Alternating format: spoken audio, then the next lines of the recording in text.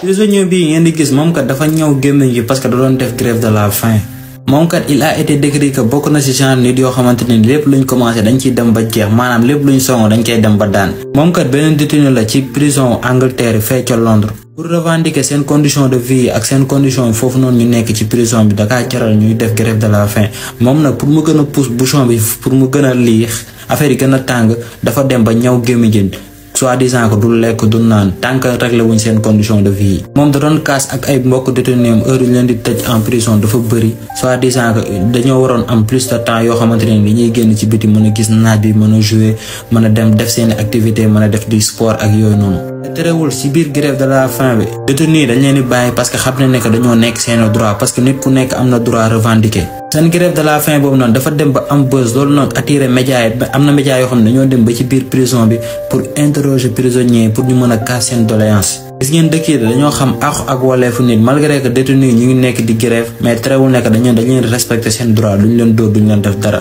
mais ay su nekkoon en Afrique.